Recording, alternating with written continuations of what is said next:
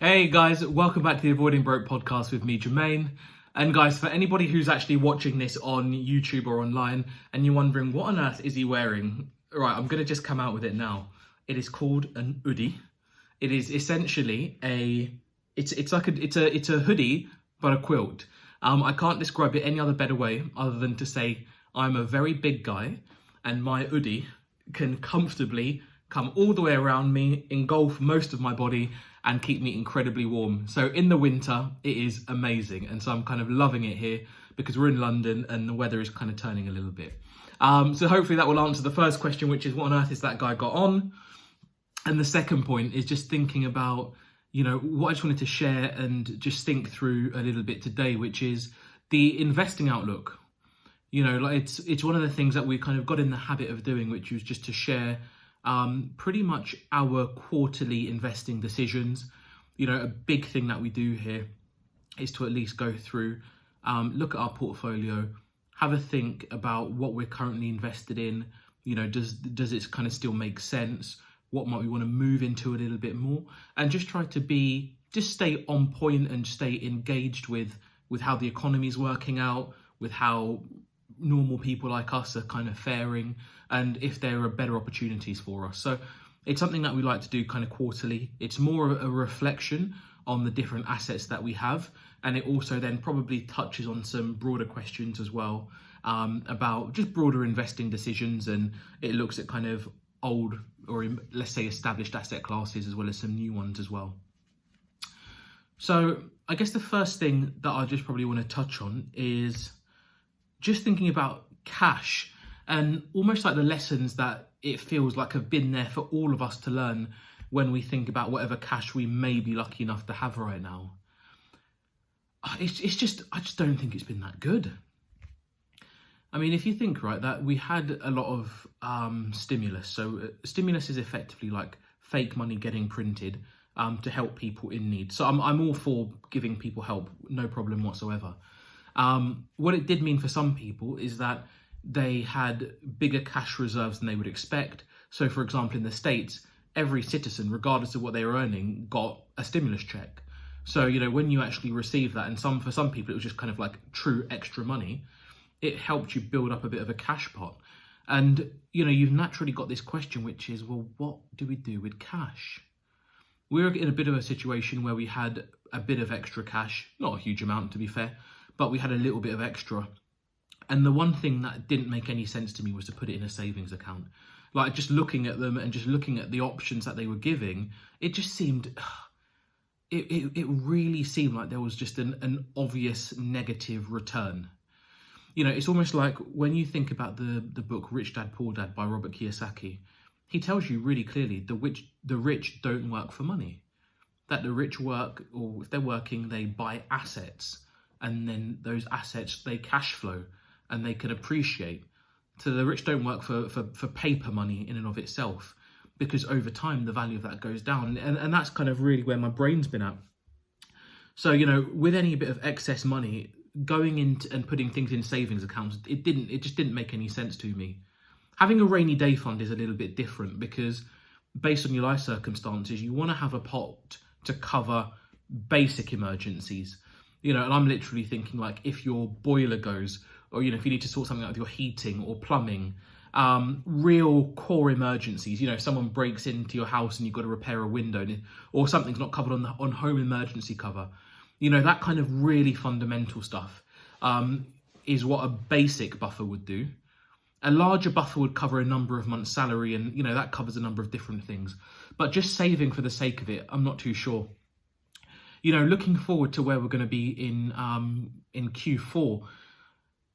Again, it's, we're in Q4 now. It's really not looking that great. And if you look and think that across the world, we're hearing more and more noise about inflation.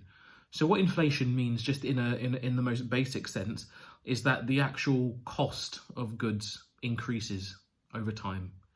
So if you think about the price of things increasing over time, and just imagine my hand represents that increase, for a lot of wages, they stay flat. So that means over time, the gap between the cost of items and your wages increases. And that gap in itself causes problems for a lot of people. So I'll kind of just wrap that wrap this thought up, because it feels like it's a bit of an extended thought process, which is to say, if you've got extra cash, I think be mindful, not my gut feeling, and this is certainly not financial advice, it's just to say, I think be mindful of just keeping cash for cash's sake, because the availability of savings products truly isn't that great. And with impending inflation, the value of your cash deteriorates over time. I think it's pushing us far more towards kind of an asset-rich, asset-holding type of environment. But again, we need to be really super careful.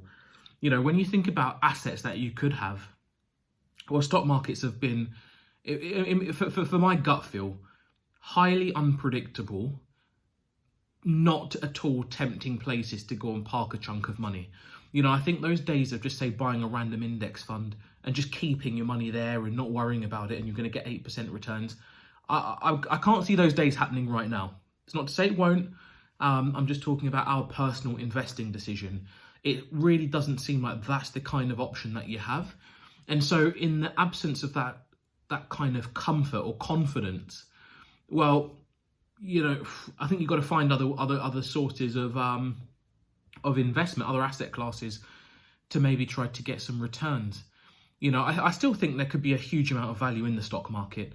And one really interesting thing is, if you just look at the trend across, I'm going to say, kind of global influencers for buying, and by influencers, I mean more like politicians or more influential people in that kind of sphere, not like a social media influencer. If you look at people who are influential in that kind of governmental, quasi-governmental sphere, actually there's a really high appetite for tech stocks. In the US, don't know if you know this, but in the US, you can see a very open register of all the different stocks that all members of the House of Government are actually trading in. I thought it was really fascinating, and there are some really interesting trades there, and it's very heavily indexed towards tech stocks. So definitely one worth checking out. I think if you're interested in, if you want to just see, if you could literally Google it, and you can find the list of what the members of the House of Government are actually investing in.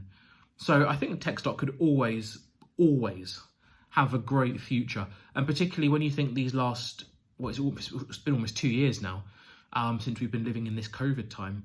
When you think about it, it's been the tech giants who have really thrived. They've done incredibly well, created massive individual wealth for the owners, but also huge wealth for investors. They've done supremely well, and the platform they've got to build further is incredible. So there could be a lot of value there. One other question that I often get is I think, so for me, just to kind of close that point off, I'm staying, I think, fairly bullish on tech stocks. I chose to rotate a fair chunk of my pension pots. I think I've got 4 or maybe 5 pension pots. I can't quite remember now, from my different employers, both past and present. And I've rotated a decent chunk into tech stocks. I also keep a personal ISA, and again, that is almost 100% in tech stocks. It feels a little bit risky, to be quite honest. I certainly wouldn't advocate everybody else does it, but I'm just making some decisions based on the fact that I think we've long moved into this whole tech revolution. The question, I think, that is quite interesting now is just how much and how quickly does technology really mature? It's not a question of is tech the big driving force of the development of the world. I think it's just a question of how quickly does it really mature. I think to bet on certain big tech players feels to me to be a relatively safer bet, even than, say, betting on just like a random index of 100 stocks. So I'm kind of moving that way and have made some decisions. It's a gamble, but it's one of all of them that I'm probably most comfortable on. So you think, just to summarize kind of the last few minutes, we're really kind of not looking to hold as much cash. Can see the benefit in a buffer, of course, can always see the benefit in a buffer, but conventional savings don't quite look as appealing. In terms of conventional investments, I think for me, I'm certainly more bullish towards the equity side. It's just my preference, and I think over time, I've got a lot. I'm young enough that I can absorb the kind of the peaks and troughs of a cycle, so I can hopefully hit the upside. So probably going to be investing more in the tech stocks, being a little bit more careful about just normal basket of goods. But everyone's got to do their own research. That's the crucial thing. There is a place for bonds, and of course bonds always make up a part of a balanced portfolio. Now, if you're not sure, absolutely the best thing to do is to go and get advice. And if you're not sure, even if you wanted to ask me a question, I'm happy to point you towards some decent sources of information. But for me, my weighting of bonds to stocks has probably decreased slightly. And that's just because I still remain, I don't know, fairly optimistic about a few key tech players. So, and that's kind of showing a little bit. So when you then think about, I guess you've got other interesting investment vehicles, like particularly say like real estate. Now that's always a fascinating one because real estate over time has been a phenomenal vehicle for wealth and value creation. What we have seen in the UK at present is that we had some great stimulus, effectively stimulus for the real estate housing market, which basically gave us a relief on stamp duty, and that stopped at the end of September. So what does it really mean? Well, it looks like some activity is slowing a little bit. I mean, you've got what you'd call a tail. So it's not some activity that's kind of been stuck in the pipeline, deals that haven't quite got over the line, and so they're still filtering through now. But the expectation is that there's going to be a tail off, a reduction in investment simply because you're not giving the same level of stimulus. Is that going to happen? Maybe. I mean, UK property and real estate is a really funny market because the demand right now is so high. It's like so unbelievably high. But also getting really good margins is very difficult because the taxation system, it penalises you a lot, and it's actually only looking like it's getting worse. So you've got this really strange dynamic where you could have loads of people wanting to get in, loads of potential activity, but there are some factors that are just penalising you. And interestingly, something that came up over, I think the back end of last week, but certainly I read it on the weekend, is that they're looking to introduce measures for landlords to, I mean, take a step back. There are talks of, I think by 2025, a number of different measures for landlords to be able to guarantee the energy efficiency of their properties. It could have a very, very big effect on landlords' costs. And there is, they're talking about, I think it's a grant for, I want to say boiler replacement systems here in the UK. And I think the grant's supposed to cover about 50% of the actual cost of the work. What I saw as a reaction from the landlord community is a bit of uproar to look and basically say, look, you're stinging us in terms of taxes. It's really, really tough to make margins here. But at the same time, you're asking us to make these massive investments in energy efficiency. And effectively, the bottom line keeps getting eroded. Guys, I think in the UK and the US, certainly, that is going to be a massive discussion. Is going to be about the way landlords are trying to protect their upside, basically, and about the way in which government may react to that and may try to essentially just extract a little bit more in terms of tax receipts. It's going to be a massive theme. And it hugely challenges our decisions about whether we should continue to invest in property. It's, for me, probably the biggest investment question I'm asking right now. My gut feel for what we'd probably try to do is continue to invest, but maybe diversify the portfolio slightly to look at different areas. I think you can still attract good returns by moving into other areas. It may not be just the UK, by the way. It could be overseas as well, and there could be a lot of other very, very good reasons to do that. But I just encourage anyone who's kind of looking at property is just to really start doing a bit more homework now to understand the government environmental, what the potential environmental requirements for landlords. It's part of our whole commitment to going kind of net zero, and have a look at these commitments that they want to enact by about 2025. It's a really important factor because effectively when you buy property, you make your money when you purchase. So what you ideally want to go in with is a really clear sense of where you anticipate your expense. Because once you go in, you figure out what money you think the property is actually worth given the market and given other factors. You think about what your expense may be, and your offer should basically reflect that balance. And so ideally, if you think there could be a really big expense for you, you want to price it in early. It's a really important part of the property investor's mindset and the way we go about kind of deciding on deals and pricing deals up. So just be aware of it, guys. And I think it's just one that if you're not already doing it, have a look at those green requirements, because they're coming thick and fast. There's a lot of articles and government publications and community groups that are talking about the potential impact of kind of green home changes on individual investor portfolios. So it's one just to be mindful of. Look, I think net you still do really well. There are many ways in property to kind of get your money out the deal. So you've almost got the property under free rolling. It takes time, and it takes an awful lot longer now than it did previously. But I think understanding a bit more about those ways, those methods, those dynamics is going to be really important for your toolkit. And if you're just looking and interested in property, now's a good time to build that knowledge base, because I think it could be an important one.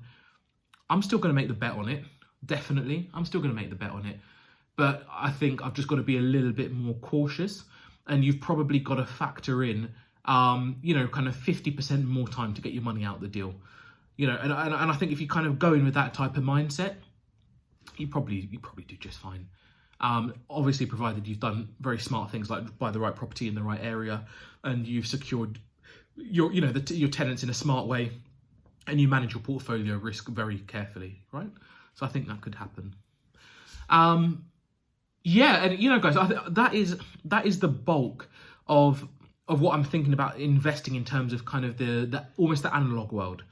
I think if you've checked out the podcast that I did from maybe, I want to say 2 weeks ago, then you'll have seen I did quite a long piece on NFTs, so non-fungible tokens, and investing in the digital world.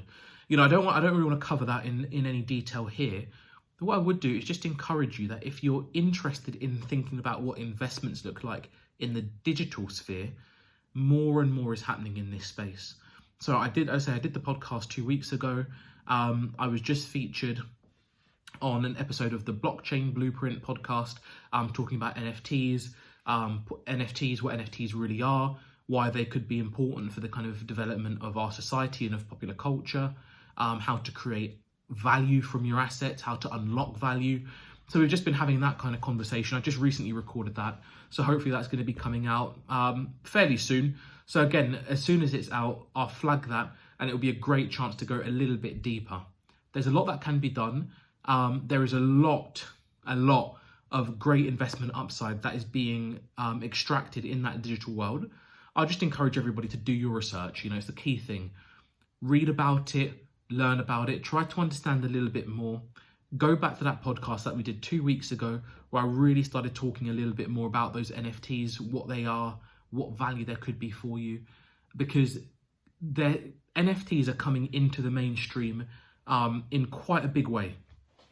Just to give you a few examples, so Arsenal Football Club have got one. Like Natsaya, who's one of the biggest YouTube creators in the world, has got an NFT project.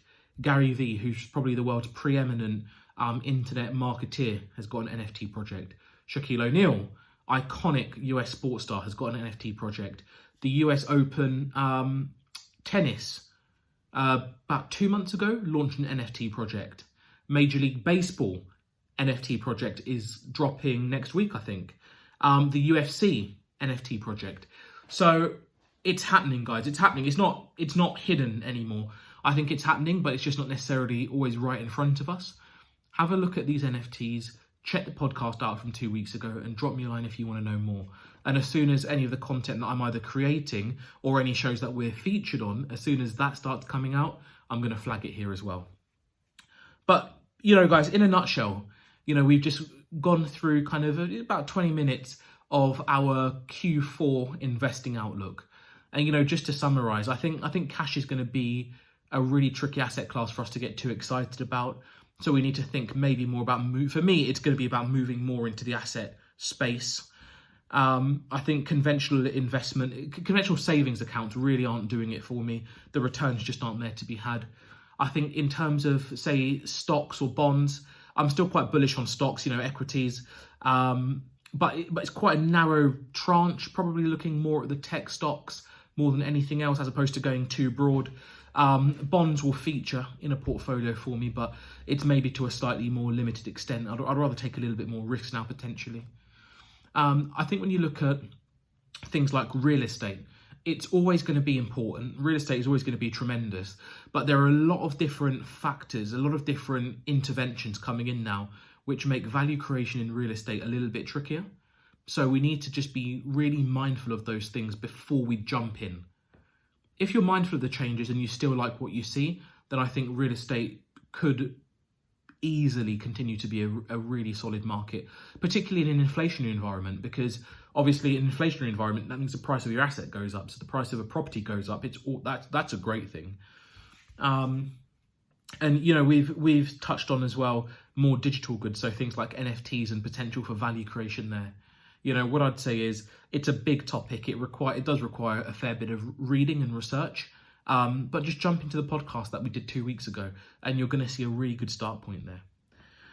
The only other thing that we often look at, but I haven't spoken about so much here, is really kind of gold and silver. So thinking about your commodities. Gold and silver they are tremendously important, tremendously resilient, and tremendously reliable. I think what you also probably know is that they've been quite heavily manipulated, and the value of those commodities has not necessarily reflected the true scarcity of the commodity, nor the appeal of the commodity as being something that is backed by quality physical goods. So what that means is, to be honest, I'm really not sure about why one would jump into gold and silver. I think what it does do is it gives you an incredible backstop. And so I think if you're already investing, absolutely, my gut feel is probably a great time to keep investing. For many people, many of us will always look and say, buy a little bit of gold and silver, just as a kind of, because it's the closest thing to true physical value. You know, it's the closest thing to money in terms of true physical value, is that gold and silver. So that's a great tactic in and of itself. But I think if you were looking to back the truck up and you had like a chunk, a lump sum, and you wanted to dump it, I would love to understand why. You know, I'd love to understand what the rationale is. I'm not sure I see why that would be done, because gold and silver prices they've fluctuated a bit without offering any really significant upside. So you'd be holding them more for insurance. I think if you wanted to do that, you know, hold for insurance, I get it. If you wanted to hold to capture upside, I don't quite get it right now. But even then, in this environment, to be honest, holding for insurance is no bad thing at all. It's probably even a very, very good thing. So yeah, if anyone's doing it, actually, buying a lot of gold and silver, I'd love to know what your thought process is, and maybe just drop me a line and let me know what your thought process is, and if you think we should be increasing our gold and silver holding size. That'd be good to know. All right, guys, look, other than that, hope you have a fantastic day ahead. The weather's actually not too bad. The sun's out. It's cold-ish, but the sun's out, which is always quite a nice thing. So hopefully have a fantastic weekend, fantastic week ahead. Do some great reading. Share with us anything that interesting that you're finding that you think actually that's going to help us on towards our avoiding broke goals. And we'll see you next week, same time. Take care, guys. Bye.